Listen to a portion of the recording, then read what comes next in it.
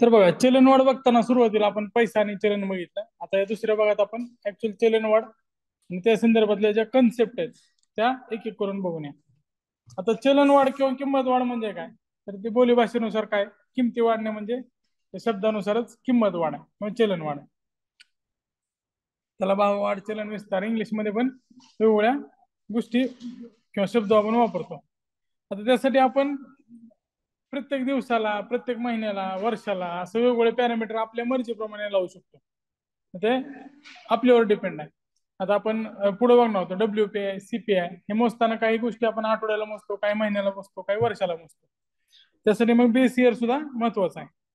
तर ते एक एक गोष्टी आपण बघतोय. आता चलन वाढ म्हणजे किंमत वाढली तर त्यामुळे नेमकं काय होईल तर जे पर्चेसिंग पॉवर आहे ती कमी होईल. म्हणजे थोडक्यात उदाहरण घ्या, एक पेन्सिल आहे. या पेन्सिलला 10 रुपयाला ही पेन्सिल मिळते. आता हे साधी पेन्सिल आहे असं समजा, शिस पेन्सिल ते 10 रुपयाला मिळते. आता हे पेन्सिल जर 20 रुपयाला झाली तर हे पेन्सिल विकत घ्यायला आपल्याला जास्त पैसे द्यावे लागतील. बरोबर आहे का? आता 10 रुपये म्हणजे 10 माणसं आहेत. या पेन्सिल वाढायला आधी 10 माणसं लागत होती, आता किती माणसं लागतात? 20 माणसं लागतात. म्हणजे जी जी ताकद आहे त्या रुपयाची ती कमी झाली का वाढली? हा, किंमत वाढली तर पैशाची खरेदी शक्ती कमी होते आणि त्याची ताकद कमी होते. तर ते एकमेकाला व्यस्त स्वरूपात आहे. क्राऊड तर काय सांगते तर चलनवाढ म्हणजे अशी स्थिती आहे की ज्याच्यामध्ये पैशाचे मूल्य घटतं आणि किंमत पातळीत वाढ होते. या दोन गोष्टी वाईस वर्षा घडतात. पैशाचं मूल्य घटणारच आहे आणि त्याची किंमत पातळीत वाढ होणार. पिगू काय म्हणतंय तर या दोन्ही त्याने कंपॅरिझन केले. उत्पन्न हे उत्पन्न वाढीच्या प्रक्रियेपेक्षा पैशातील उत्पन्न हे उत्पन्न वाढीच्या प्रक्रियेपेक्षा अधिक वेगाने चलनवाढ निर्माण होते. आता पैशातील उत्पन्न जर उत्पन्न वाढीपेक्षा जास्त वाढलं, समजा लोकांकडे आहे ना 10चा एक गाव आहे, त्या गावात 100 आंबे पिकत आहेत. हा, आणि त्या लोकांकडे समजा प्रत्येकाला 1000 रुपये पगार आहे. तर ते आंबे घेताना आहे ना ते समजा 10 रुपयाला एक आंबा घेत असतील आणि त्यावेळेस लोकांचे पगार वाढले 2000 झाले तर ते आता 20 रुपये द्यायला तयार आहेत ना. मग त्यावेळेस त्या काय होईल? उत्पादन वाढलेलं नाही त्याचं. पण आंब्याचं जे उत्पादन आहे ते पण वाढलंय किंवा धान्याचं उत्पादन वाढलं तर काय होईल? मग ते त्याला बॅलन्स करते. म्हणजे लोकांच्या हातातला पैसा आणि तिथं जे प्रोडक्शन आहे हे दोघं बॅलन्स झाले पाहिजे. त्या दोघात इम्बॅलन्स आलं तर मग काय होईल? एक तर जर उत्पादन जास्त झालं तर ते स्वस्त होईल आणि कमी झालं तर ते महाग होईल. मग ते उत्पन्न वाढ आणि ते उत्पादन वाढ, मॅन्युफॅक्चरिंग आणि इकडं इन्कम, या दोन्हीचं त्याच्यामध्ये कोरिलेशन आहे. मागणी पुरवठा जसं आपण बघत होतो तसं. कोलबर्न काय म्हणतोय तर अधिक झालेला पैसा जेव्हा कमी वस्तूचा पाठलाग करतो तेव्हा त्या स्थितीला चलनवाढ म्हणतात. म्हणजे त्यावेळेस गावात 2000 रुपये आले, पैसा जास्त झाला आणि वस्तू कमी झालेली आहे, त्यामुळं त्याची किंमत वाढते. ऐकले काय सांगते तर सर्वसाधारण सरासरी किंमत पातळी सतत होणारी वाढ म्हणजे चलनवाढ. सरासरी किंमत पातळी आहे त्याच्यामध्ये सतत वाढ जर होत असेल तर त्याला चलनवाढ असं म्हटलं जातं. केन्स, आता हा केन्स जरा मॉडर्न आहे. केन्सनं पुढच्या कन्सेप्ट आणलेल्या आहेत. आधीचे इकॉनॉमिस्ट आहेत हे साध्या गोष्टी सांगत होते, वस्तू पुरवठा उत्पादन या गोष्टीवर ते बोलत होते. पण केन्स जरा जास्त मॉडर्न आहे, त्यामध्ये त्यानं काय सांगितलं की चलनवाढ ही संकल्पना पूर्ण रोजगार संकल्पनेशी जोडलेली आहे. आता ह्याच्यामध्ये त्यानं काय सांगतोय तर किंमत पातळीत जी वाढ होते ती पूर्ण रोजगार पातळीपूर्वी निर्माण होत नाही. जोपर्यंत अर्थव्यवस्थेत उत्पादनाची साधने बेकार असतात तोपर्यंत पैशाच्या पुरवठ्यातील वाढ किंमत पातळीतील वाढीत परिवर्तित होत नाही. ते सगळे वाचून घ्या, मी नंतर अर्थ सांगतो त्याचा. पूर्ण रोजगार पातळीपूर्वी पैशाच्या पुरवठ्यातील वाढीमुळे उत्पादन आणि रोजगार पातळीत वाढ होते, मात्र किंमत पातळीत वाढ होत नाही. ह्यानं काय सांगतोय की ज्यावेळेस पूर्ण रोजगार होतो त्यावेळेस मागणारे हात वाढतात. पूर्ण रोजगार म्हणजे काय? तर सगळ्यांना रोजगार. रोजगार जर वाढला तरी मागणारे हात वाढतील, लोकांच्या हातातला पैसा वाढेल आणि किंमत वाढ त्याला चालना देईल. त्याच्या आधी कसं असतं तर लोकांकडे पैसा नसतो त्यामुळे किमती वाढत नाही. ज्यावेळेस रोजगार जास्त होईल, प्रत्येकाच्या हातात पैसा येईल, त्यावेळेस मग त्याच्या किमती वाढतात. जसं आता गावात बघा, रोजगार हमी योजनेनंतर गावातल्या जे हे होतं मजुरी दर होता तो मजुरी दर वाढला आणि गावात सुद्धा महागाई जवळपास आता शहराच्या जवळपास झालेली आहे. आधी कसं होतं, गावात सगळ्या गोष्टी स्वस्त का असायच्या? तर गावात बघा वडापावची किंमत पुण्यामध्ये 15 असली तर गावात 10 रुपये तरी आहे. तिथं पण आता मजुरीचा दर वाढलाय ना, भाडे वाढलेत, तर त्या रोजगार पातळी जशी वाढत जाईल तसं तिथं सुद्धा काय होणार आहे? महागाई वाढणार आहे. मग महागाई कधी जास्त असेल? ज्यावेळेस पूर्ण रोजगार पातळी असेल त्यावेळेस. केस थोडं कॉम्प्लिकेटेड आहे. पूर्ण रोजगार पातळी आपण मागे बघितलंय, पूर्ण रोजगार पातळी जगात अशक्य आहे. 100% सगळ्यांना रोजगार देशाच्या बाबतीत अवघड आहे ना, गावाच्या बाबतीत वगैरे शक्य आहे. म्हणजे ज्यावेळेस पूर्ण रोजगार पातळी असते त्यावेळेस चलनवाढ होऊ शकते असं केन्सने सांगितलेलं आहे. आता क्यूटीएम, क्वांटिटी थिअरी ऑफ मनी. आता हे थोडक्यात काय सांगता येतं, पैशाचा पुरवठा वाढला की महागाई वाढणार. हे सिंपल कन्सेप्ट आहे. सगळ्यात सिंपल कन्सेप्ट कोणती आहे की पैसे जर वाढले तर महागाई वाढणार. ही सगळ्यात सिम्पलेस्ट डेफिनेशन असेल महागाईची तर तीच आहे.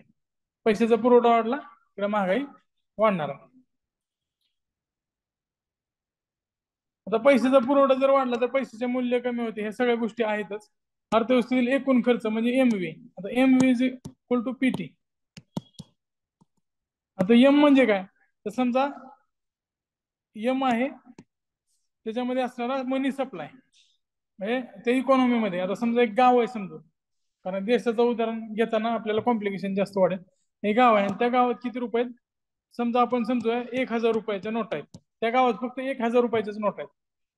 मग ती काय झाला, मनी सप्लाय झाला तिथे. आता व्ही म्हणजे काय, तर वेलोसिटी. वेलोसिटी म्हणजे काय, तर किती वेळा तो खर्च होतो, हाऊ मेनी टाइम्स.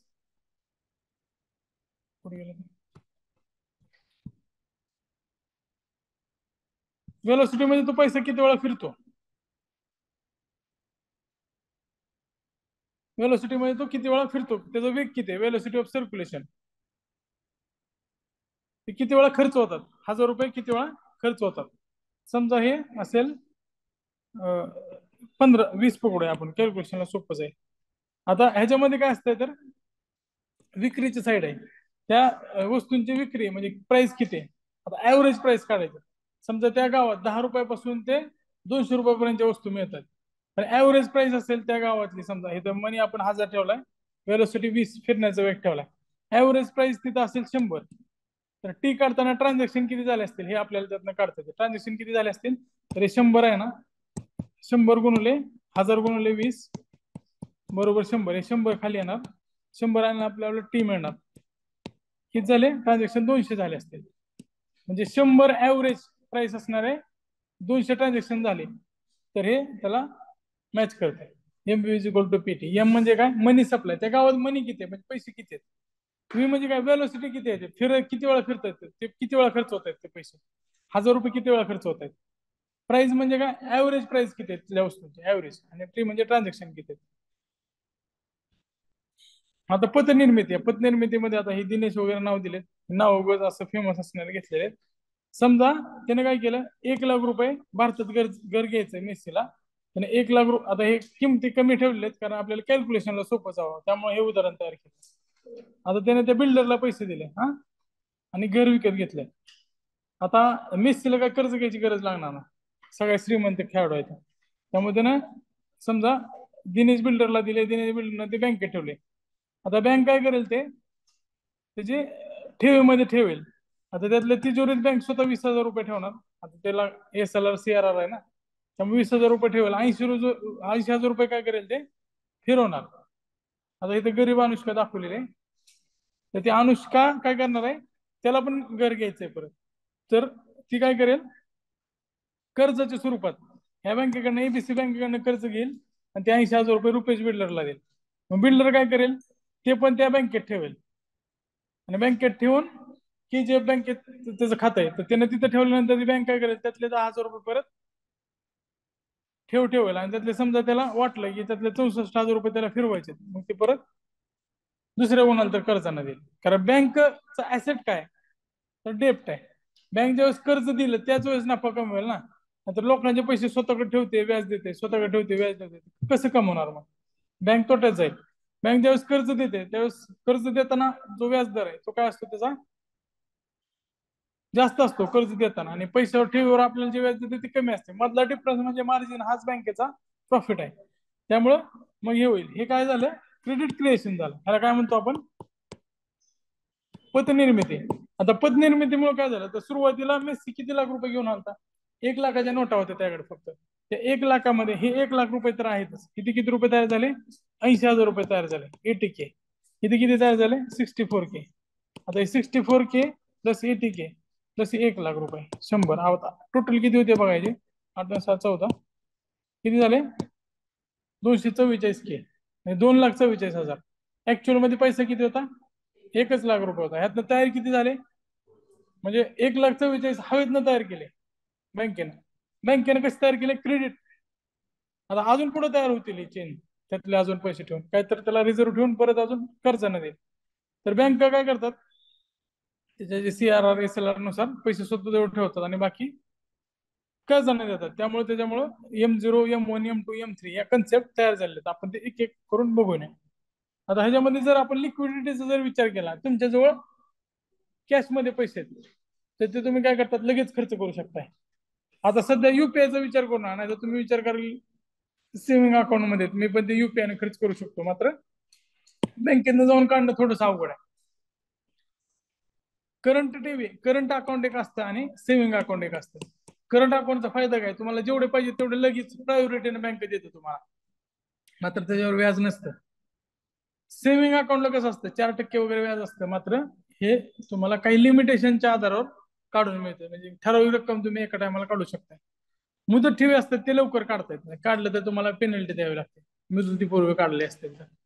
तर आता बँकेला सोपं कुठलं आहे सगळ्यात आधी कर्ज द्यायला, तर मुदत ठेवीचे. कारण ह्यांना माहिती आहे 1 वर्ष हा माणूस येणार नाही काढायला.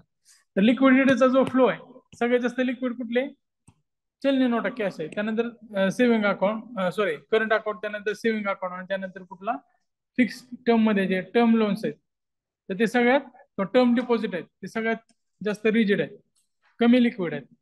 मात्र क्रेडिट क्रिएशन मध्ये सगळ्यात जास्त चांगलं कोणते आहेत, टर्म डिपॉझिट आहेत.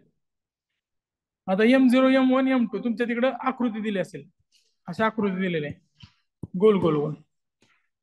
M0 M1 M2 M3 असे दिलेले आहे ना. आता आपण M0 बघूया. M0 असे असेल बाहेर, M0 आणि M1. आता M0 आणि M1 मध्ये काय फरक आहे बघा, आकृती आहे ना. कलर किती पेज नंबर आहे सांगतो.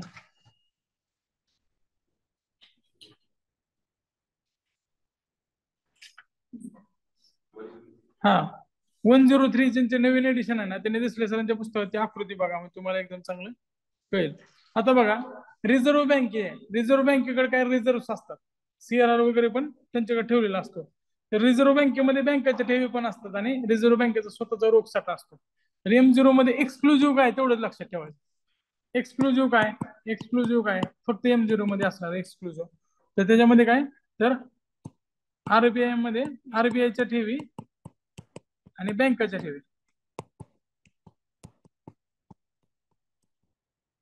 एक्सक्लुझिव्ह आहे. तिथे लिहिलेलं आहे, व्यवस्थित लिहितो जरा,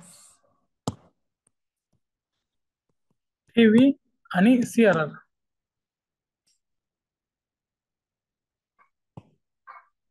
हे कुठं असतात, RBI मध्ये असतात, बरोबर आहे का. हे काय एक्सक्लुझिव्ह M0 मध्ये. आता M0 M1 मध्ये काय कॉमन आहे, कॉमन काय, इथं एक्सक्लुझिव्ह लिहा लक्षात ठेवायला. आता कॉमन M0 M1 ह्या दोन्ही मध्ये कॉमन काय, तिथं बाजूला तुम्ही जिथं जागा आहे तिथं लिहून घ्या. M0 प्लस M1 कॉमन काय, ते लक्षात ठेवायला तुम्हाला महत्वाचं आहे, त्याच्यावर प्रश्न येऊ शकतात. लोकांजवळच कॅश, लोकांजवळील कॅश आणि RBIच्या इतर ठेवी. इतर ठेवी कोणत्या असतील, गव्हर्नमेंट वगैरे ठेवलेल्या, हे इतर ठेवी. गव्हर्नमेंटच्या ठेवी कुठे जातील, M0 प्लस M1 कॉमन मध्ये जातील. आणि एक्सक्लुझिव्ह M0 मध्ये काय जातील, बँकेच्या ठेवी जातील. बँकेनं जे काय पैसे रिझर्व्ह बँकेत ठेवले ते M0 एक्सक्लुझिव्ह मध्ये जातात. त्यानंतर आपण एक एक पुढे बघूया. आता M1 मध्ये काय येईल, तर M1 मध्ये फक्त कर मागणी ठेवी आहेत, म्हणजे कासा आहे. M1 मध्ये कासा आल्या, एक्सक्लुझिव्ह M1 इथं कासा असेल, कासा. करंट अकाउंट, सेव्हिंग अकाउंट, कासा CASA असेल. M1 मध्ये काय झालं, कासा. आता M2 काय, तर 1 वर्षापर्यंत ठेवी. बाकी सगळं कॉमनच आहे. आता हे कशात गेलं, M2 मध्ये. आणि M3 मध्ये काय, तर 1 वर्ष प्लस ज्या ठेवी असतील किंवा मुदत कर्ज असतील, ठेवी असतील, सगळे 1 वर्ष प्लस ठेवी प्लस कर्ज, हे कशात जाणार, M3 मध्ये.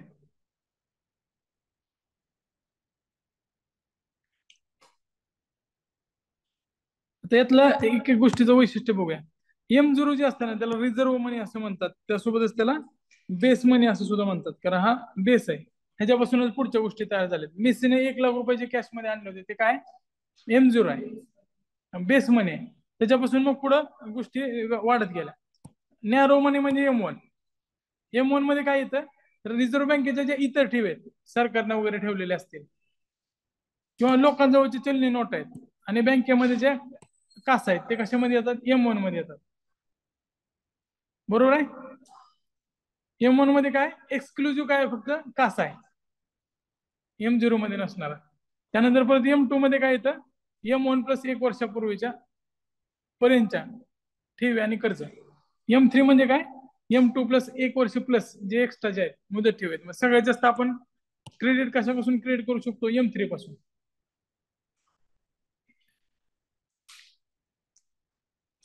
आता यात खाली तुम्हाला हे पण दिलेलं आहे लक्षात ठेवायला, M0 ला संचित पैसा, पायाभूत सौदा, ह्याला इंग्लिश मध्ये लिहून घ्या. रिझर्व्ह मनी, बेस मनी किंवा बेसिक मनी, बेस मनी, आणि याला हाय पॉवर मनी असं म्हटलं जातं.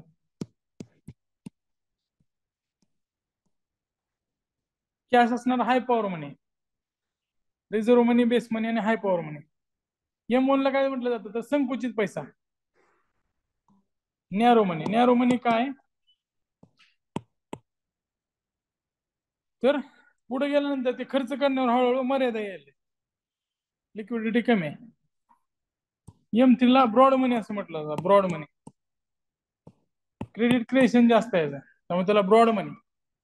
इथं पैसा फुगतो, पैशाला जे फुगवटा येतं ते M3 मध्ये येऊन येतं, कारण M3 मध्ये गेल्यानंतर ते एका लूप मध्ये फिरतं. आपण बघितलं होतं मेस्सी, अनुष्का आणि ते वरूनचं उदाहरण दिलेलं आहे, त्याच्यामध्ये पैसा काय व्हायला तयार व्हायला, त्यामुळे तो पैसा आधी 1 लाख रुपये मेस्सीने आणले तर ते 2,44,000 पर्यंत गेलेले, त्यामुळे तो पैसा फुगलेला आहे. त्यामुळे तो M3 ला ब्रॉड मनी असं म्हटलं जातं.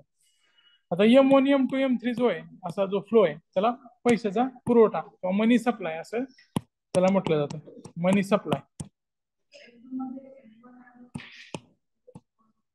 हा, M2 मध्ये आधीचे सगळे येतात.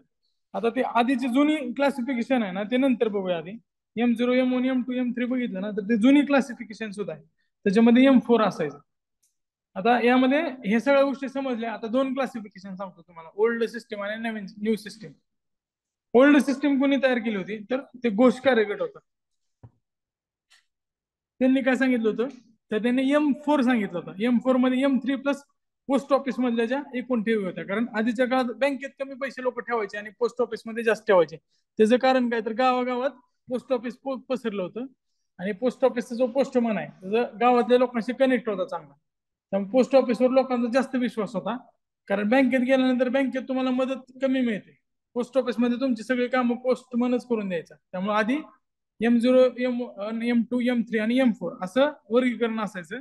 मात्र 1998 ला रेड्डी गट आला, नवीन कार्यगट. त्यांनी M0, M2, M3 आता तुम्हाला आकृती दाखवलंय तेवढंच केलं, आणि पुढचं त्याचं लिक्विडिटी स्टॉक काढला. मनी स्टॉक हा M0, M1, M2, M3 पर्यंतचा. लिक्विडिटी स्टॉक मध्ये त्यांनी 3 कन्सेप्ट आणले, N1, N2 आणि L3. आणि 1998 नंतर म्हणजे आपण जेव्हा लिबरलायझेशन स्वीकारलं त्यानंतर बघा L1, L2, L3 मध्ये काय खाली दिलंय का, हा नाही. तर L1 मध्ये सुरुवातीला आहे पोस्ट ऑफिसच्या ठेवी, म्हणजे M4 ला त्याने काय कन्वर्ट केलं,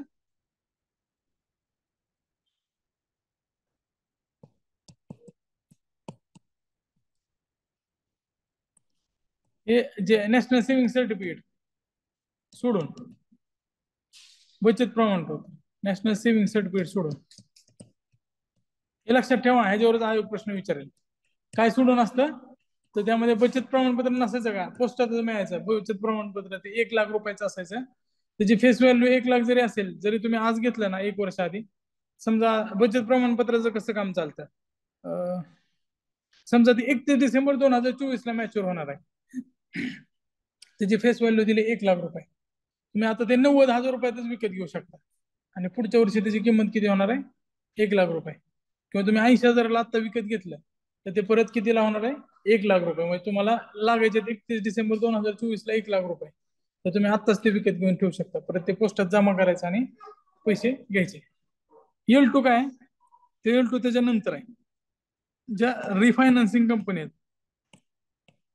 L1 प्लस त्याच्यामध्ये M3 प्लस पुढच्या गोष्टी होत्या. त्यामध्ये काय असणार आहे, तर L1 प्लस. आता लिक्विडिटी स्टॉक आहे L1 प्लस, ज्या रिफायनान्स कंपनी आहेत. रिफायनान्स एवढंच ठेवा. रिफायनान्स म्हणजे कुठल्या कंपन्या झाल्या, नाबार्ड सारखे किंवा NHB, नॅशनल हाऊसिंग बँक झाले किंवा सिडबी झाले, यासारख्या ज्या कंपन्या आहेत किंवा GIC आहे, जे रिफायनान्स करणाऱ्या कंपन्या आहेत, त्यांच्याकडचा पैसा यामध्ये येतो. हा तुलनेनं अवघड आहे ना, लिक्विडिटी ह्याची कमी आहे ना, त्यामुळे L2. L3 अजून जास्त कमी लिक्विडिटी असणार आहे. त्यामध्ये L2 plus NBFC, non banking financial company, ह्याच्यामध्ये कोण येणार, तर मुथूट, त्यानंतर महिंद्राची बँक आहे, नंतर रिलायन्स आहे, बजाज फायनान्स आहे, त्यानंतर अजून काही कंपन्या आहेत ज्या ट्रेडिंगचा वगैरे बिझनेस करतात, मात्र ते नॉन बँकिंग आहेत. बँकिंग त्यांचं काम नाही, पण ब्रोकिंग, स्टॉक एक्सचेंज किंवा कमोडिटी एक्सचेंज, हे काय आहेत, फायनान्शियल कंपनी आहेत पण नॉन बँकिंग आहेत. त्यांच्याकडले पैसे सुद्धा L3 मध्ये येत आहेत.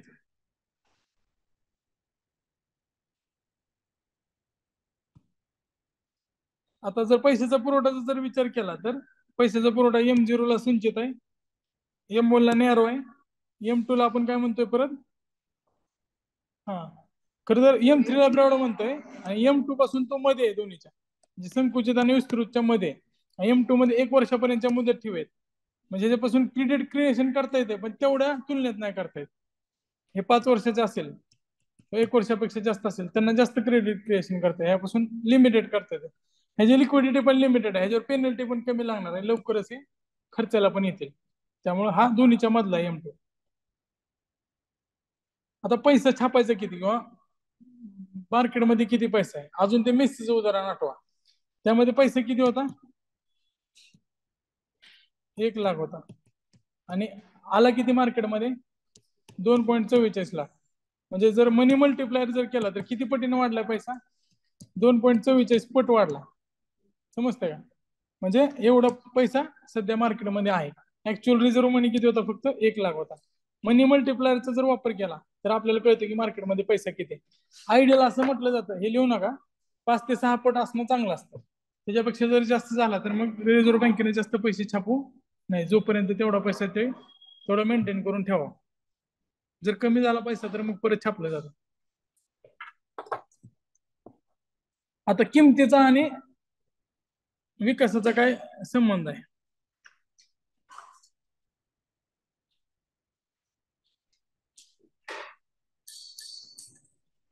आता रांगणारी म्हणजे काय, त्याला क्रिपलिंग असं म्हटलं जातं, ज्याचं 3% कमी आहे. वॉकिंग म्हणजे काय, 3 ते 10%. पळणारे म्हणजे काय, 10 ते 20%. आणि गॅलोपिंग बेसुमार, हायपर इन्फ्लेशन 20% जास्त, हायपर 20% जास्त झाले की सगळं डगमगायला लागतं, आणि मग निगेटिव्ह इम्पॅक्ट इकॉनॉमीवर होतो. सगळ्यात चांगली कोणती असते, चालणारे असते, हे सगळ्यात चांगले 3 ते 10%. आता हे असेल तर मी मागे उदाहरण दिलं होतं तुम्हाला बेरोजगारीच्या याच्यामध्ये, जर 3 ते 10% पर्यंत असेल तर ते बिझनेस वाढवायला पण कारणीभूत ठरते.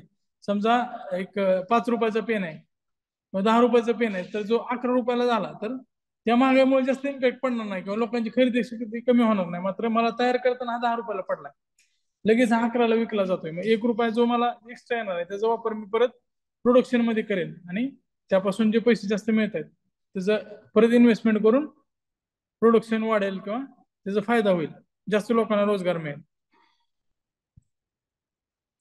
बिझनेस सायकल मध्ये आपण बघितलेलं आहे इन्फ्लेशन, डिफ्लेशन, डिसइन्फ्लेशन, रिफ्लेशन. आता ह्याच्यामध्ये इन्फ्लेशन आणि डिफ्लेशन हे एकदम बेसिक कन्सेप्ट आहे, ते तुम्हाला माहित असते. इन्फ्लेशन म्हणजे महागाई वाढणे, डिफ्लेशन म्हणजे महागाई कमी होणे. आता यामध्ये कॉम्बिनेशन आहेत काय काय. डिसइन्फ्लेशन, डिसइन्फ्लेशन म्हणजे काय, तर चलनवाढ सतत होत आहे पण तात्पुरती त्याच्या वाढीत घट आल्यास मुद्रा अपस्फीती. आता डिसइन्फ्लेशन आहे ना, आपल्याला पेट्रोलच्या भावात दिसते किंवा गॅसच्या भावात.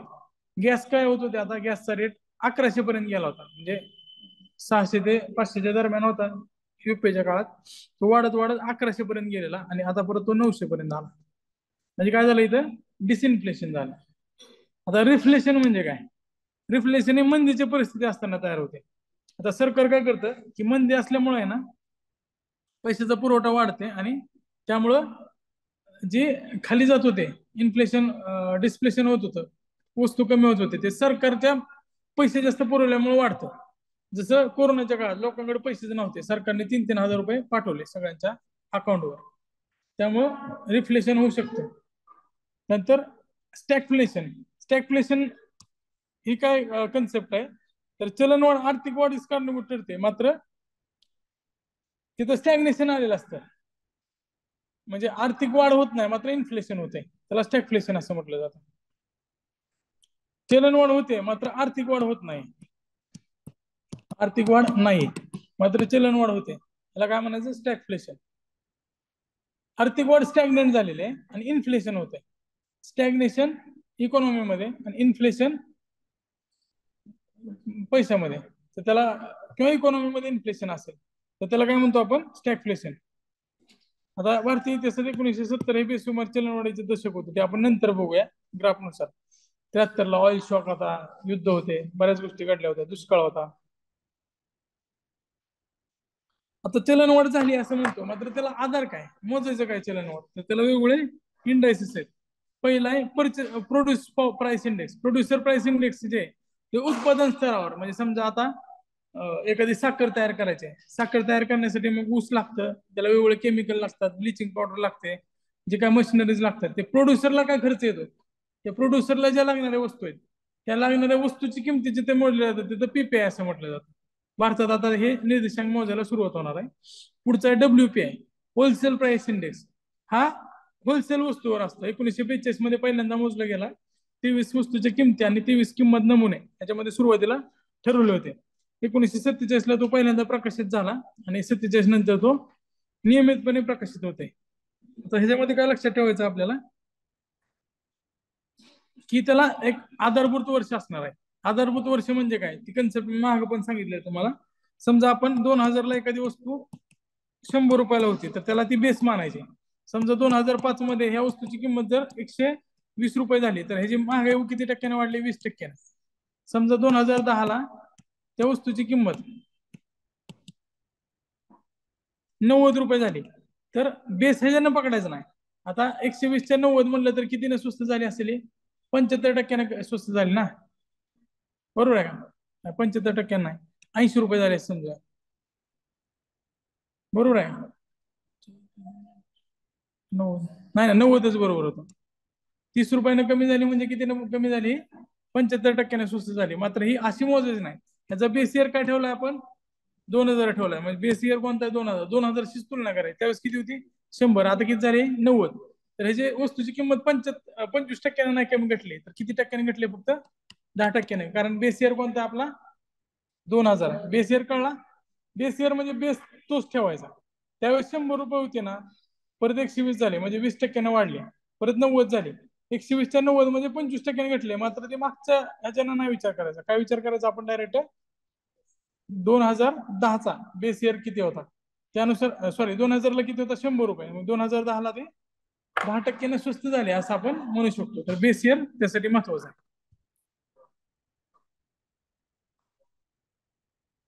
आता ह्याच्यामध्ये सगळ्यात महत्वाचा प्रश्न कुठं फॉर्म होतो, तर वाणिज्य आणि उद्योग मंत्रालयातील आर्थिक सल्लागार विभागाकडून हे प्रकाशित केले जातात. तिथे तुम्हाला वित्त मंत्रालय असं सांगून गंडवू शकतात. WPI आणि वित्त मंत्रालयाचा काही संबंध नाही हे लक्षात ठेवा. आदतभूत वर्ष बघा, 2004-5 ला, 2010ला 2004-5 ठेवला होता, मात्र परत सौमित्र चौधरी यांच्या शिफारसीनुसार 2017 पासून 11-12 हे आधारभूत वर्ष स्वीकारलेलं आहे. आता यानंतर ह्याची जी संख्या आहे वस्तूंची, ती किती झालेली आहे, 697. पूर्वी 676 होते, आता किती झाले, 697. काय माझे आकडे चुकत असतील तर सांगा, तुमचं लक्ष राहू द्या पुस्तकावर. बऱ्यापैकी बरोबर घेण्याचा प्रयत्न केला, पण चुकलं तर सांगा. आधी 676 होते, आता सध्या किती आकडे, 697. तर सगळ्यात मोठा वाटा कोणाचा आहे, मॅन्युफॅक्चर्ड प्रोडक्ट्सचा आहे. प्रायमरी आर्टिकल्स कमी आहेत आणि फ्युल अजून कमी आहे. मात्र हा जो पार्ट आहे तो खूप जास्त फ्लक्च्युएटिंग आहे. सरकारच्या पॉलिसीचा इम्पॅक्ट हा फ्युलवर जास्त पडतो, कारण आपली फॉरेन पॉलिसी असेल किंवा इंटरनॅशनल रिलेशन्स असतील किंवा जगातील आर्थिक परिस्थिती कशी आहे, जगातली शांतता कशी आहे, त्याच्यानुसार ह्याच्यावर मोठ्या प्रमाणात इम्पॅक्ट पडतोय. आता प्रायमरी गुड्स त्यामध्ये 117 आहेत, इंधन आणि ऊर्जा 16 आहेत. किती आहेत, 117 आहेत. इंधन ऊर्जामध्ये किती आहेत? 16 आहेत. आणि मॅन्युफॅक्चर प्रोडक्ट्स मध्ये किती आहेत? 564 आहेत. म्हणजे वाटा हा आहे 13%. वाटा पण लक्षात ठेवा. इंधनाचा वाटा आणि वरचा वाटा लक्षात ठेवला तरी बस. 22% आणि 13%. आता हेडलाईन डब्ल्यूपीआय आणि कोर डब्ल्यूपीआय मध्ये फरक काय? तर हेडलाईन म्हणजे आपण सगळ्या वस्तू एकत्रित केल्यानंतर, आणि कोर मध्ये काय असतं तर त्याच्यामध्ये ज्या जास्त इफेक्ट करणाऱ्या वस्तू आहेत, म्हणजे महागाई जास्त कमी करणार आहे, किंवा आता मी सांगितलं गॅस 1100 वरून 900 वर आला, त्याचा इम्पॅक्ट लवकरच डब्ल्यूपीआय वर होतो. मग अशा वस्तू वगळायच्या आणि बाकीच्या वस्तू मोजायच्या. कोर पीआय मध्ये, कोर डब्ल्यूपीआय मध्ये किती वस्तू मोजतात? 117 प्राथमिक वस्तू, 16 इंधन ऊर्जा आणि 564 वस्तूपैकी साखर, कागद, कापड या कमी जास्त होणाऱ्या जास्त गोष्टी आहेत.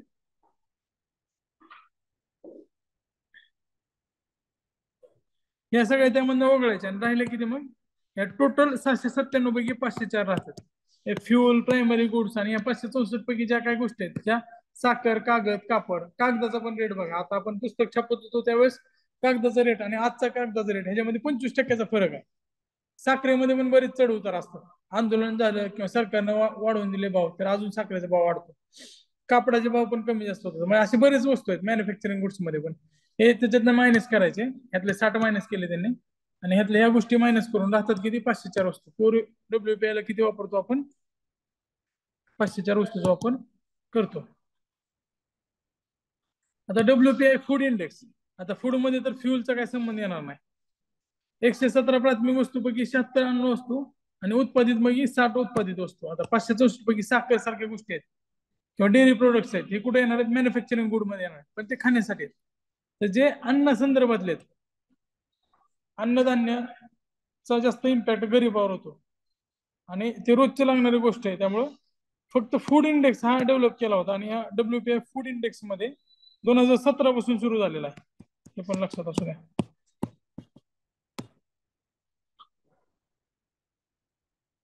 किती वस्तू मोजल्या जातात ह्यामध्ये? 136. 70 अधिक 60, सॉरी 76 अधिक 60, 136 या वस्तू मोजल्या जातात. ह्यामध्ये अन्नधान्य किंवा खाण्याच्या संदर्भातल्याच वस्तू आहेत. आता टोटल डब्ल्यूपीआयचा जर विचार केला तर फक्त 24.38% एवढेच अन्नधान्याच्या संदर्भात आहे. म्हणजे गरीबावर जास्त इम्पॅक्ट पडणाऱ्या गोष्टी कोणत्या आहेत? या 24% मधल्या. या टोटलचा जर विचार केला तर 24% आहेत. त्यातल्या प्रायमरी गुड्स मधले आपण किती घेतलेले? 76 आणि मॅन्युफॅक्चर मधले 60. फ्युलचा काय संबंध येत नाही, इंधन आपण काय खाऊ पिऊ शकत नाही, त्यामुळे फ्युल बाजूला काढायचा. 76 आणि 60 टोटल किती आहेत? 136. तो फूड इंडेक्स कधीपासून सुरू झालाय? 2017 पासून सुरू झालाय. आता ह्याच्या इम्पॅक्ट नुसार आपण अन्नधान्य किती महाग झालेले आहेत हे काढू शकतोय. आता यामध्ये बघा, प्राथमिक वस्तू आणि इंधन गट यांचा डब्ल्यूपीआय दर आठवड्याला काढला जातो. प्रायमरी गुड्स म्हणजे काय? तर कच्चा माल असेल किंवा अन्नधान्य असेल, हे प्रायमरी गुड्स मध्ये येतात. हे दर आठवड्याला. इंधन गट हे सुद्धा दर आठवड्याला मोजले जातात. आता सध्या तर पेट्रोलच्या तुम्ही जर बघितलं तर प्रत्येक दिवसाचा भाव बदललेला असतो. जसं चिकन, अंड्याचा भाव असतो. आपल्या गल्लीतल्या चिकनचं दुकान नाही, होलसेलचे चिकनचे भाव आहे, ते रोजचे कमी जास्त येतात. आपल्या लोकसत्ताच्या पहिल्या पानावर येतात, नॅशनल एग काउन्सिल कडनं. तर ते रोज येतात, आणि काही वस्तू आहेत ज्या दर महिन्याला प्रकाशित पण होतात. मात्र जे मॅन्युफॅक्चरिंग गुड आहेत त्यांचा डब्ल्यूपीआय दर महिन्याला होतो. प्राथमिक वस्तू आणि इंधन गटाचा दर आठवड्याला, दर महिन्याला होतो. मात्र मॅन्युफॅक्चरिंग गुड्स आहेत त्याच्या आठवड्याला काढायची काही गरज नाही. पेनची किंमत एवढी जास्त चढ उतार नसते, हे महिन्याला काढले जाते. मात्र जे प्राथमिक वस्तू आहेत आणि इंधन गट आहेत, कच्चा माल आणि इंधन आहेत, त्याच्या जास्त फ्लक्च्युएटिंग आहेत किमती, त्यामुळे दर आठवडा आणि दर महिन्याला काढतात. मात्र मॅन्युफॅक्चरिंग गुड्स आहेत त्याच्या दर महिन्यालाच काढले जातात. आता डब्ल्यूपीआय वगैरे बघितलं, पण जे ग्राहक आहेत, जे एंड कस्टमर आहे, त्याच्यावर या गोष्टींचा जास्त इम्पॅक्ट होत नाही. त्याला सगळ्यात जास्त महागाईला तोंड द्यावं लागतं ते कंझ्युमर ज्या गुड्स आहेत त्यासाठी. तर सीपीआय काढताना 4 पद्धतीचे सीपीआय आहेत. CPI IW, CPI L, CPI R L आणि सीपीआय युएनएमई. आता सीपीआय आयडब्ल्यू काय तर इंडस्ट्रियल वर्कर, जे खाणकामगार आहेत किंवा जे औद्योगिक कामगार आहेत, हे सगळे आयडब्ल्यू मध्ये येतात. आयडब्ल्यू म्हणजे औद्योगिक कामगार. एल म्हणजे ऍग्रिकल्चर लेबर, ग्रामीण भागात CPIL आणि CPIRL रुरल लेबर या दोघांचा जास्त इम्पॅक्ट पडतो. आणि CPI UNME, आता UNME जे आहे त्यामध्ये अर्बन नॉन मॅन्युअल एम्प्लॉईज आहेत. IW आणि UNME हे कुठल्या भागासाठी आहेत? शहरा भागासाठी आहेत, शहरातल्या लोकांसाठी आहेत. आणि AL आणि RL ग्रामीण भागातल्या मजुरांसाठी आहेत. आता CPI काढताना CPSC हे CSO काढतं. आधीचं WPI कोण काढत होतं? वाणिज्य मंत्रालयामधलं आर्थिक सल्लागार विभाग. मात्र हे CPI कोण काढतं? CSO काढतं. CPSC बाकीचे CPI वेगळे आहेत, ते तुम्हाला मी सांगेल परत. लेबर ब्युरो वगैरे काढतात. आता 2011 पासून ग्रामीण भागासाठी CPIR आणि अर्बन भागासाठी CPIU असं वेगवेगळ्या पद्धतीने काढायला सुरुवात झाली. 2011 पासून CPI मोजला जात होता. यावेळी ग्रामीण भागात 437 वस्तू आणि शहरी भागात 450 वस्तू. आणि शहरी भागात वेगवेगळ्या वस्तू लागतात ना, ग्रामीण भागात त्याची आपल्याला काही गरज नसते. तर अशा वस्तूंसाठी 2010 सुरुवातीला आधारभूत वर्ष होता. मात्र सध्या किती आधारभूत वर्ष? 2015 पासून 2012 आहे. WPI साठी किती? 11-12 आहे. आता हे सगळं बोरिंग आहे, फक्त आकडेच आहेत. पुढे ज्या गोष्टी मला सिंपल करता येतील तशा मी करून देतोय. आता आपल्याला एकत्रित काय काय करायचं किंवा आपल्याला टेबल कशाच तयार करायचंय? सरांनी टेबल दिला असेल.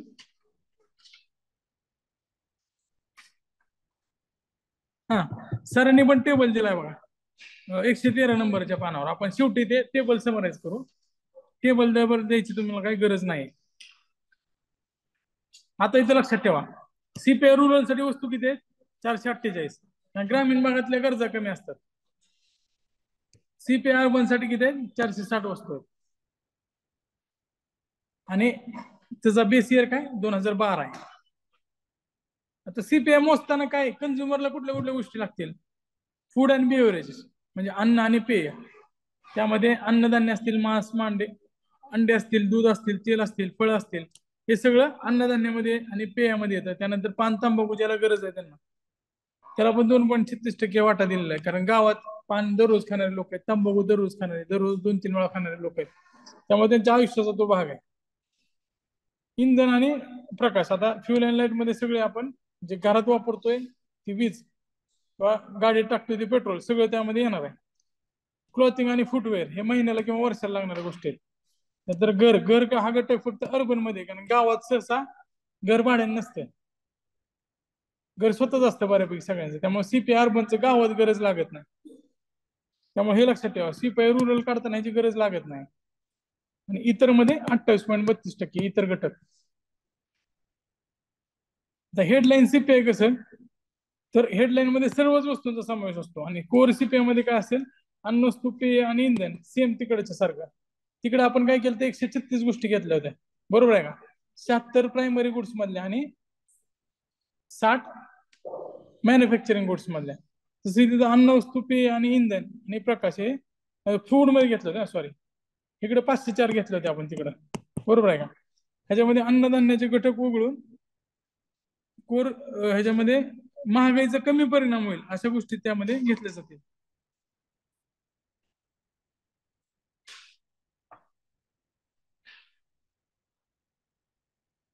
आता पुढे जाऊया आपण.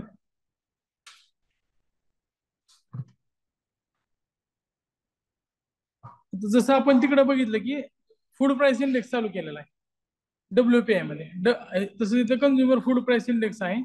हा कधीपासून सुरू झालाय? 2014 पासून. आता त्याच्यामध्ये ते पर्सेंटेज लक्षात ठेवायची गरज नाही, सरांनी दिलं बघा पर्सेंटेज. त्यामध्ये काय सांगितलं त्यांनी? कडधान्य व इतर मटण, मासे 9.7%, 3.6%, 0.4%. आता हे तुमचं कॉमन सेन्स असणार आहे ना.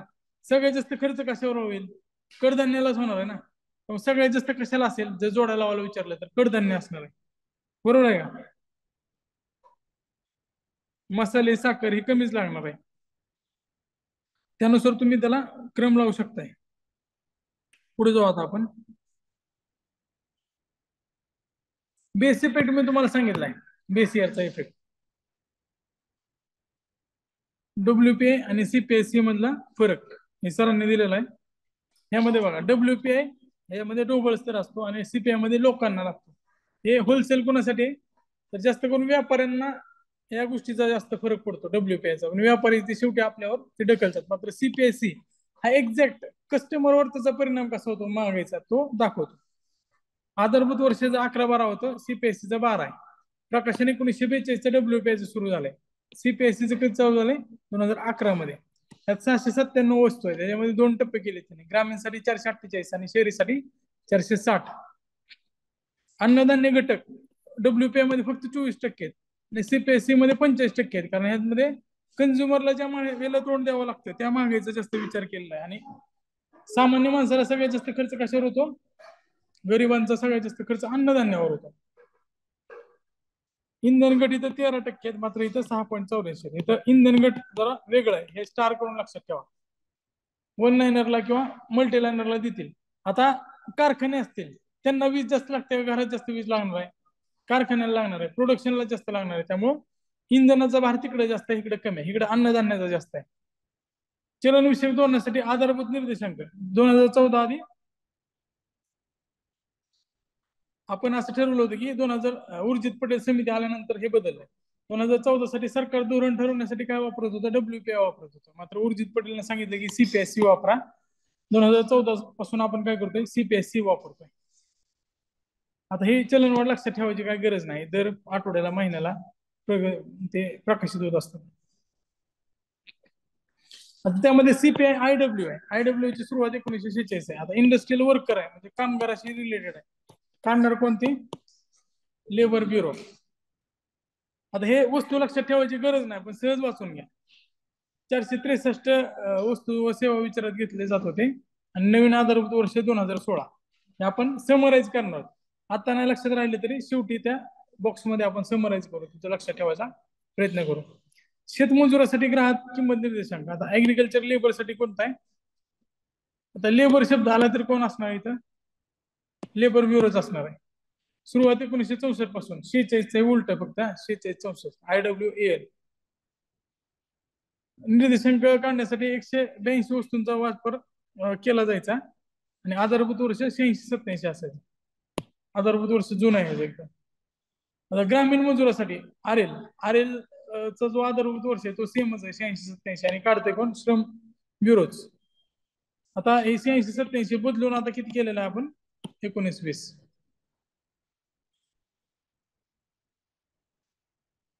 त्यानंतर आता आरएल चा वगैरे वापर कुठे होणार आहे आपल्याला? आरएल आणि एल. एल चा वापर आपण रोजगार हमी योजनेसाठी करतोय. भत्ता किती ठरवायचा. आता पुढे व्हाईट कॉलर जॉब करणार आहे, सिपाई युएनएमई, जे कष्टाचं काम करत नाहीत. Urban non manual. Non manual म्हणजे काय? तर जे बिगारी काम करत नाहीत त्यांच्यासाठीचा. आता ह्याच्यामध्ये लेबर ब्युरोचा काही संबंध नाही. हे व्हाईट कॉलर वाले त्यांच्यासाठी सीएसओ आहे.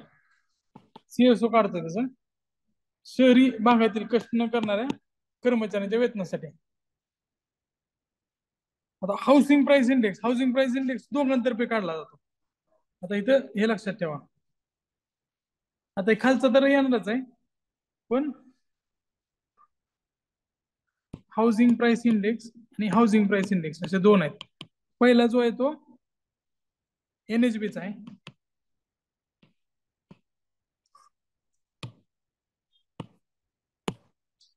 इथे खाली लिहितो थोडं.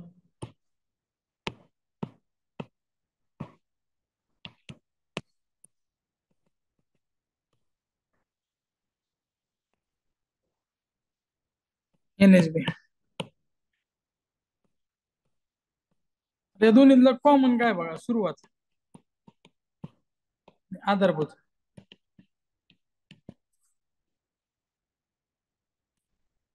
सुरुवात दोघांची जी आहे ती 2007च आहे. ही लिहा तुम्ही पण तुमच्या पुस्तकात, मग सोपं पडेल. एनएचबी ची जी आहे ती 17-18 आहे. आरबीआय ची जी आहे ती किती आहे? 10-11 आहे. आधारभूत वर्ष. आता आपण अजून एक तक्ता खाली दिलेला आहे सरांनी, पण त्यातलं जे महत्वाचं आहे ते फक्त एकदा लिहून घेण्याचा प्रयत्न करू. तुमच्या पुस्तकाच्या वरच्या साईडला लिहा. ते खालचं तर तक्ता लक्षात ठेवायचंच आहे, मात्र जे अजून जास्त महत्वाचे आहेत किंवा जे आपल्याला लक्षात ठेवायचेच आहेत, सीपीआय आयडब्ल्यू, परत काय एएल आहे, त्यानंतर काय आरएल आहे, त्यानंतर काय युएनएमई. सीपीआय आयडब्ल्यू ह्याची सुरुवात कधी झालेली? सुरुवात कधी झाली 1946. बरोबर आहे का? एल ची कधी झालेली आहे 64 ला. आर एल ची 1995, बरोबर आहे. आणि युएनएमए ची सुरुवात कधी झाली होती 2008 ला, सध्या बंद आहे.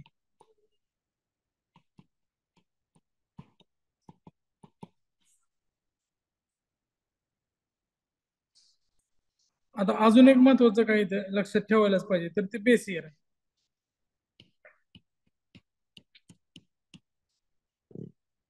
ह्याचा बेस इयर 2016 आहे IW चा. एल चा किती 1986-87. आता आर एल चा किती झालेला आहे 86-87, पण करायचं किती चालू आता?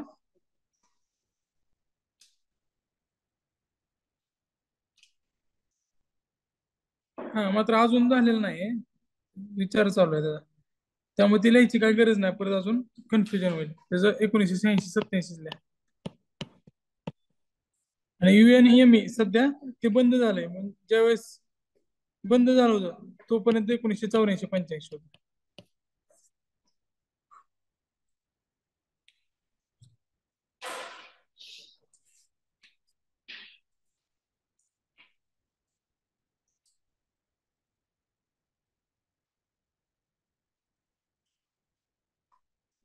आता ह्याचं फक्त युएनएमई कोण काढतंय?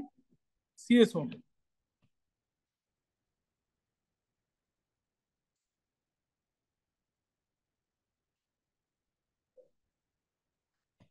हे कोण काढते? Labour bureau. बरोबर आहे का?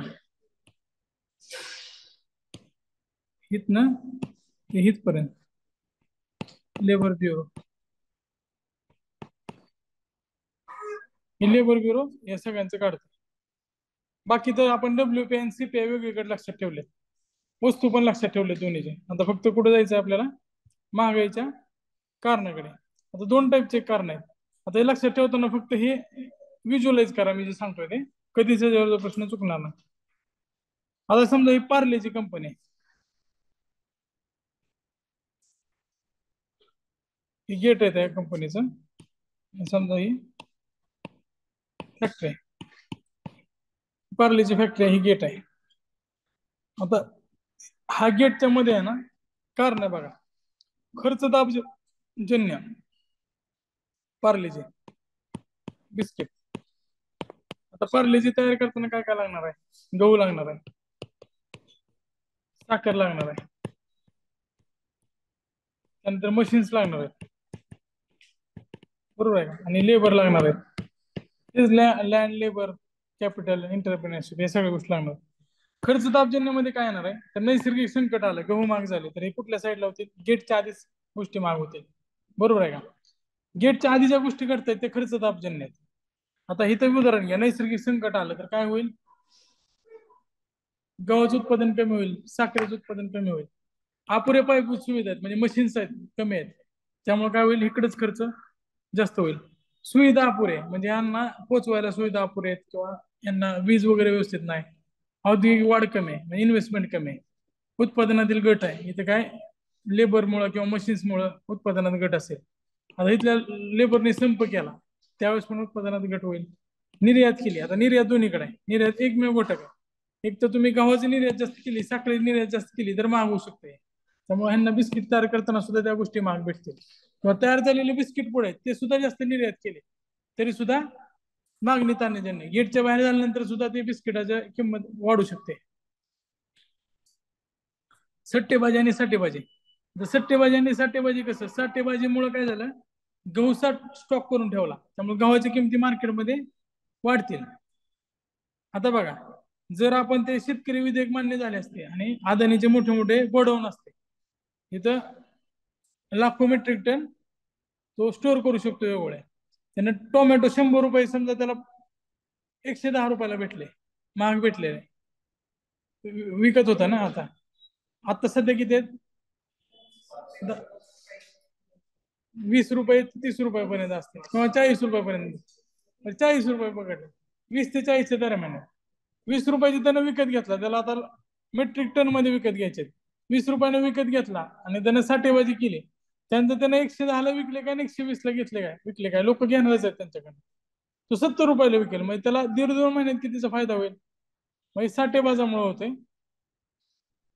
तर हा सुद्धा कुठं आहे, खर्च दाबजन्य आहे, सुरुवातीच्या टप्प्यावर आहे.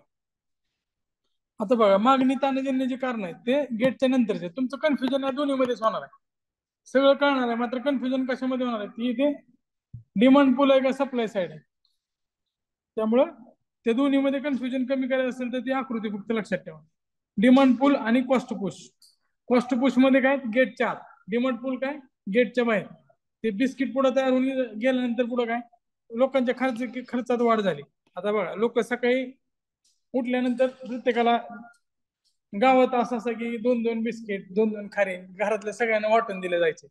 आता ह्यांनी खर्चात वाढ केली, प्रत्येकाला 1-1 बिस्किट पुढे द्यायला सुरुवात केली घरात नाश्त्याला किंवा चहा सोबत खायला. तर मग काय होईल, डिमांड फुल आहे ना, जास्त लोक मागणारे हात वाढले, त्यामुळे काय होईल, त्या बिस्किट पुड्याची किंमत वाढू शकते. शासकीय खर्चात वाढ. आता जसं 5-5 हजार रुपये दिले होते ना, तसंच सरकारनं परत पैसे टाकले प्रत्येकाच्या अकाउंटवर. मग शासकीय खर्चात वाढ होऊ शकते तिथे पण. तुटीचा अर्थ भरणं, तुटीचा अर्थ भरण्यामध्ये पण सरकार वेगवेगळ्या स्कीम काढते किंवा जास्त मार्केटमध्ये पैसे टाकते. पतनिर्मिती काय करते, लोकांच्या हातात पैसे जास्त देते, त्यामुळे ते सुद्धा डिमांड फुल आहे. ब्लॅक मनी, ब्लॅक मनी काय करते, पॅरलल एक सिस्टीम तयार करते, जेणेकरून त्याच्यामध्ये सुद्धा जास्त पैसा मार्केटमध्ये येतो. पैसा मार्केटमध्ये आला की काय होणार आहे, डिमांड फुल होणार आहे. परकीय गुंतवणूक सुद्धा जास्त पैसा मार्केटमध्ये टाकते. हे सगळ्या गोष्टी काय करतात, मार्केटमध्ये पैसा जास्त टाकतात. निर्यात दोन्ही गोष्टी होऊ शकतात. बिस्किट पुढे पण निर्यात करता येईल. लोकसंख्या वाढ म्हणजे काय, तर हातच वाढले ना डायरेक्ट मागण्याने. चलनवाढीचे परिणाम एकदम हे सोपं आहे. आता ह्याच्यामध्ये बघा, लक्षात घ्यायचं की माझ्याकडे आजचे पैसे, तुम्ही स्वतःला इमॅजिन करा, मला पगार मिळते, माझे पगार 10,000 राहणार आहे. टोमॅटो किती रुपयाला का होईना किंवा मार्केटमध्ये वस्तू महाग होईना, मला किती मिळणार आहे, 10,000 रुपये पगार मिळणार. महागाई भत्ता त्यामध्ये डोक्यात घेऊ नका. सरकारी कर्मचाऱ्याला फक्त महागाई भत्ता असतो, प्रायव्हेटला कसला महागाई भत्ता आला, त्यामुळं त्याला त्याचा तोटाच होणार आहे. किंवा ज्याला पेन्शन मिळते त्याला पण त्याचा तोटाच होणार आहे.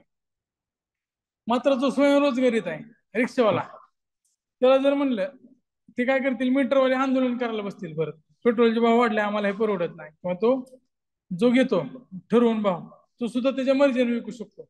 बरोबर आहे का, कारण सगळं खर्च वाढलाय, त्यामुळे तो पण त्याची किंमत वाढवणार. बसवाले 2 रुपयाला किंवा 10 रुपयाने पेट्रोल जर वाढलं ना, तर ते तिकिटाची किंमत डायरेक्ट 5 रुपये किंवा 10 रुपयाने वाढवून देतात. 2 रुपयाने पेट्रोल वाढलं की इकडे तिकिटाची किंमत 1 रुपयाने वाढणार. रिक्षाचं पण तसंच आहे. त्यामुळे स्वयंरोजगारी जे आहेत त्यांच्यावर त्याचा परिणाम होत नाही. मजुराला काय, तर मजुराचे 2 टाईपचे आहेत. जर मजूर जर त्या तुलनेत वाढ नाही झाली तर त्याला त्याचा तोटा बसणार आहे. उपाय काय, तर उपाय 2 आहेत. एक चलन विषयक, मॉनिटरी कोण करणार आहे, मॉनिटरी कोण करणार आहे, बँक करणार आहे, आरबीआय करणार आहे. आणि राजकोषीय फिस्कल कोण करणार आहे, गव्हर्नमेंट करणार आहे. आता मॉनिटरी मध्ये काय केलं जातं, तर रिझर्व्ह बँक महाग पैसे, डिअर मनी पॉलिसी वापरलं जातं. बघा, महागाई होण्याचं बेसिक कारण काय होतं, मार्केटमध्ये पैसा जास्त आहे. पैसा जर ओढला आपण तर काय होईल, पैसा महाग होणं म्हणजे कमी मिळणं ना. डिअर मनी पॉलिसी आणि दुसरं कुठलंही चिप चिप हा चिप मनी पॉलिसी. एक मिनिट, एक्झॅक्ट बरोबर आहे. कॉन्ट्रॅक्शनरी मनी पॉलिसी हे पण नाव लक्षात ठेवा. ते कदाचित तुम्हाला ऑप्शन मध्ये देताना डिअर मनी नाही, कॉन्ट्रॅक्शनरी असं पण देतील. आणि इकडं जे चिप मनी पॉलिसी आहे,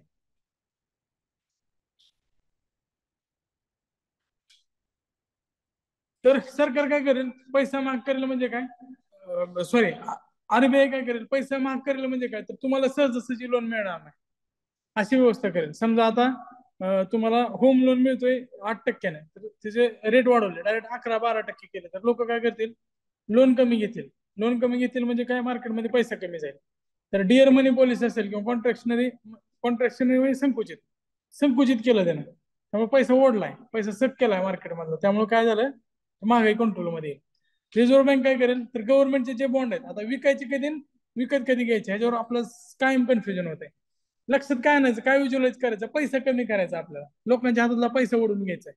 पैसा ओढून घ्यायचा असेल तर मग काय करावं लागेल, बॉन्ड विकावे घ्यावे लागतील का विकत घ्यावे लागतील आरबीआयला, आरबीआयला विकावे लागतील. आरबीआयने विकल्यानंतर ते पैसे लोकांच्या त्याकडे येतील, लोकांच्या हातात बॉन्ड जातील, त्यामुळे पैसा कमी होईल. त्यानंतर परकीय गुंतवणुकीमुळे आपण मार्केट स्टॅबिलायझेशन स्कीम वगैरे आणलेले 2004 ला. काळ्या पैशाच्या प्रवाहावर नियंत्रण रामदेव बाबांनी सांगितलं होतं त्यावेळेस. नंतर राजकोषीय उपाय, अनुत्पादक खर्च.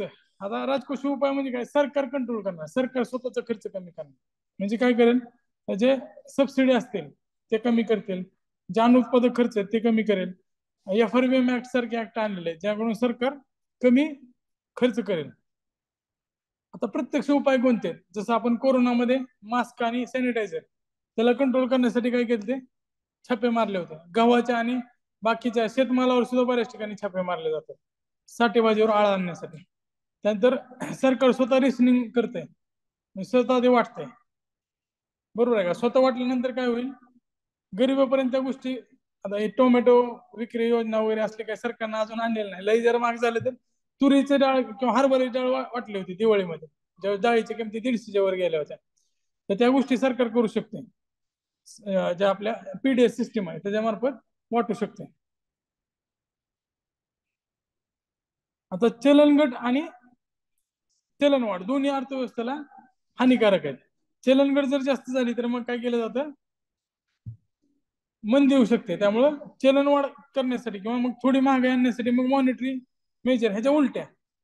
आता यामध्ये काय करेल आपण? चीप मनी पॉलिसी आणि तिथं कॉन्ट्रॅक्शन केलं. आता काय करेल आपण? एक्सपेन्शन करणार. आता स्वस्त म्हणजे त्यामध्ये काय काय वेळेस तर फिएट मनी किंवा फिएट कर्ज सुद्धा दिले जातात. त्यामध्ये 0% व्याजदराने सुद्धा कर्ज दिलेले असतात. CRR SLR ह्याच्यामध्ये कपात केली जाईल. CRR कमी केला तर काय होईल? बँकेकडचा पैसा वाढेल आणि बँका जास्त पुढे पैसे देतील. फक्त ते व्हिज्युअलाइज करा. आपल्याला बँकेत काय करायचं? आता चलनगट झाले त्यावेळेस आपल्याला काय करायचंय? पैसे जास्त ओतायचे, एक्सपांड करायचे पैसे. त्यामुळे एक्सपान्शनरी मनी पॉलिसी वापरलेली, त्यामुळे क्रेडिट क्रिएशन बँकांना जास्तीत जास्त करता येईल आणि लोकांना जास्त जर कर्ज मिळालं तर लोकांच्या हातात पैसे जास्त वाढतील. त्यानंतर रिझर्व्ह बँक काय करते? गव्हर्नमेंट बॉन्ड जे आहेत ते मुदतपूर्व खरेदी करते. आता उदाहरण, मंदी आलेली आहे आणि तुमच्या हातात मी 1 लाख रुपयाचा बॉन्ड आहे, तुम्ही घेतला या महिन्यात तो घेतला 80,000 रुपयाला. तुम्हाला 31 डिसेंबर 2024 ला तो 1 लाख रुपये मिळणार आहेत. 80,000चे 1 लाख रुपये गव्हर्नमेंटचा बॉन्ड आहे तो. त्याचे लिलावानुसार विक्री होते. समजा मार्च मध्ये मंदी आली आणि मार्च मध्ये मी तुम्हाला सांगितलं की तुम्हाला 31 डिसेंबर पर्यंत थांबायची गरज नाही, मी आत्ताच तुम्हाला 1 लाख रुपये देतो, तो बॉन्ड द्या माघारी. मग तुम्ही 8-9 महिने थांबणार आहेत का? लगेच ते बॉन्ड माघारी देणार. त्यामुळे काय होईल? पैसा तो मार्केटमधला वाढेल. त्यानंतर बँकाचं रिफायनान्स करायचं. आता बँकाचं रिस्ट्रक्चरिंग आणि रिफायनान्सिंग केल्यानंतर काय होईल? बँकांना ज्या GIC आहे, त्यानंतर नाबार्ड आहे, नंतर NHB आहे, हे सगळ्या बँका काय करतील? कर्ज देतील, रिफायनान्स बँका, जेणेकरून ते पुढे कर्ज वाटतील. त्यामुळे पण पैसा वाढणार आहे. राजकोषीय उपायामध्ये काय? तर सरकार एक्सपान्शनरी फिजिकल पॉलिसी म्हणजे तूट वाढवून जास्त पैसे टाकेल. आता FRBM मध्ये पण बघा 2008 पर्यंत आपण टार्गेट अचीव्ह करत आलो होतो. मात्र त्यावेळेस आपण तूट वाढवली का? तर मंदी येत होती. मंदी येऊ नये म्हणून आपण जास्त पैसे बँक मार्केटमध्ये ओतले आणि तुटीचा अर्थसंकल्प सादर केला होता. त्यानंतर करामध्ये सुद्धा कपात केली जाते, म्हणजे लोकांच्या हातात जास्त पैसे राहतील. वेगवेगळ्या योजना आणि अनुदानाच्या योजना वापरल्या जातात, जेणेकरून जास्तीत जास्त पैसे लोकांच्या हातात जातील. हे बेसिक कन्सेप्ट आहे. आता CN एक नियम मांडलेला आहे. त्याने काय म्हणलं होता की एकूण उत्पादन आणि एकूण मागणी हे बाजारात कायम सारखे असते. MVPT पण ऍक्च्युली सत्य नाही आणि प्रॅक्टिकल मार्केटमध्ये किंवा प्रॅक्टिकल आयुष्यात ते यशस्वी होऊ शकत नाही. MVPT असेल किंवा हे पण मागणी जेवढं असेल तेवढंच उत्पादन होऊ शकेल का? हे कमी कायम इम्बॅलन्स असणार आहे. आता 29 ज्यावेळेस मंदी आली होती, महामंदी, त्यावेळेस बाजार मार्केटने भरलेला होता, प्रोडक्शन खूप जास्त होतं पण घ्यायला गिराईक नव्हतं. ते स्ट्रक्चर पूर्ण कोलॅप्स झालं होतं. त्याचं जे म्हणणं काय होतं की उत्पादन आणि मागणी हे समप्रमाणात असते. सेचा नियम हा बरोबर नाही. सेने सांगितलं की उत्पादन आणि मागणी एका पातळीत असते. जेवढी मागणी आहे तेवढंच उत्पादन होऊ शकते. मात्र मंदीच्या काळात हे नसतं, उत्पादन जास्त असतं आणि मागणी कमी असते.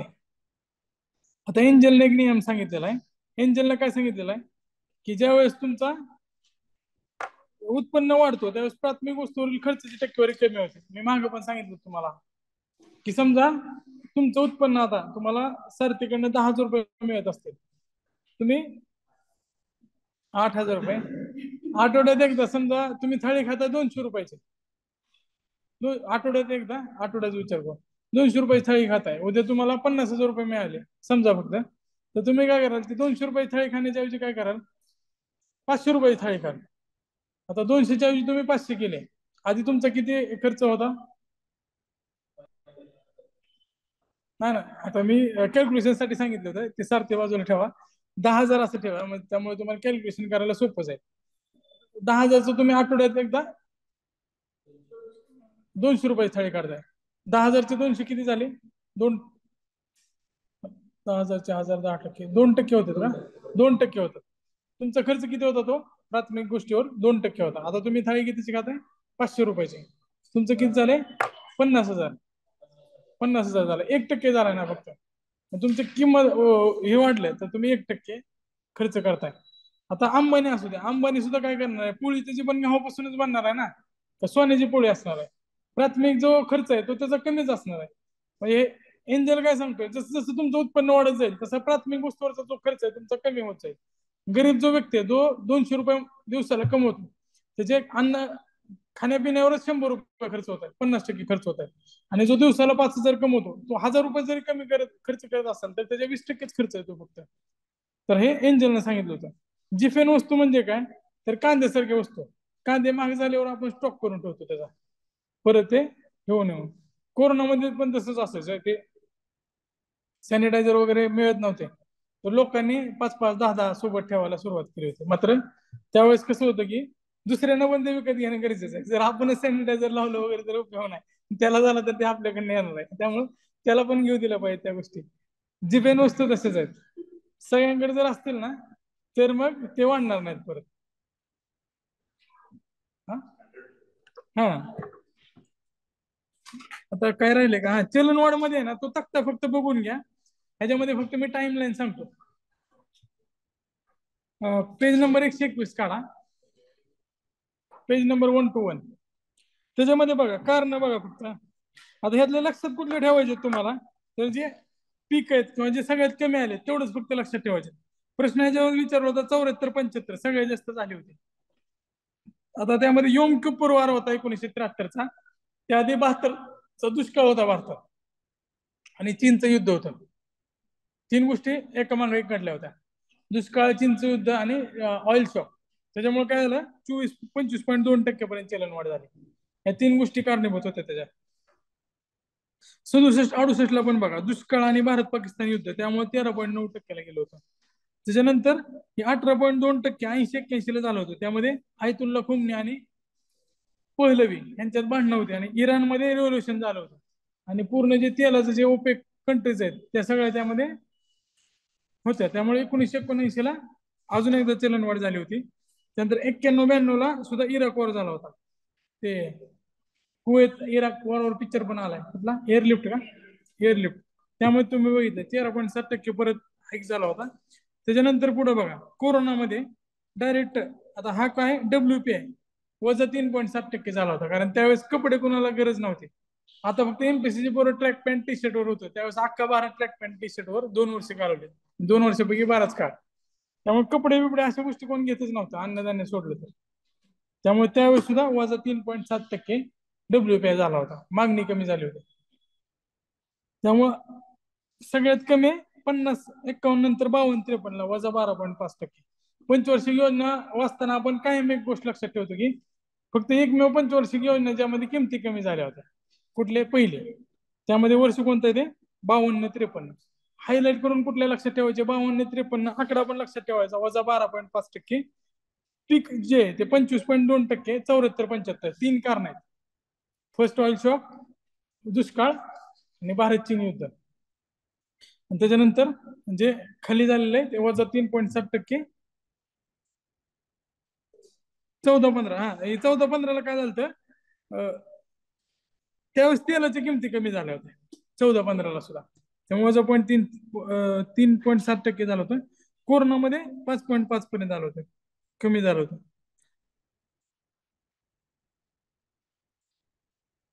आता इथं आपण थांबूया, जवळपास इथं झालेलंच आहे. आता एक अजून एक आहे, 21-22 मध्ये थोडं बघा, 123 नंबर पानावर सीपीआय आणि डब्ल्यूपीआय मध्ये फरक बघा. आता डब्ल्यूपीआय आणि सीपीआय, आता मी तुम्हाला मागाशी सांगितलं होतं की कपडे वगैरे अशा गोष्टी आहेत त्या लोकांनी डब्ल्यूपीआय मध्ये जास्त येणार आहेत ना, मॅन्युफॅक्चरिंग गुड्स. कोरोनामध्ये सगळ्या ज्या गोष्टी आहेत त्या बंद होत्या, फक्त काय चालू होतं, किराणा आणि मेडिकल. बरोबर आहे का? प्राथमिक वस्तू वगैरे जे आहेत ते सीपीआय मध्ये जास्त भर आहे त्याचा, त्यामुळे सीपीआय वाढला होता. मॅगी, मॅगीचा 10 रुपयाचा पुढं 15-20 रुपयाला मिळत होता. त्यानंतर तो आपला पार्लेजी, त्याची सुद्धा किंमत वाढली होती, कारण लोक बॉक्स बॉक्स पार्लेजी घेऊन चालले होते. तर त्यामुळे सीपीआय वाढला होता, मात्र डब्ल्यूपीआय कमी झाला होता, कारण कपडे वगैरे बूट चप्पल अशा गोष्टीची काही गरज नव्हती. त्यामुळं 2020-21 मध्ये बघा तो डिफरन्स खूप जास्त आहे, त्यामुळे ते लक्षात ठेवा. 21-22 मध्ये ज्यावेळेस लॉकडाऊन कमी झालं त्यावेळेस ते परत अजून पहिल्यासारखी परिस्थिती झाली.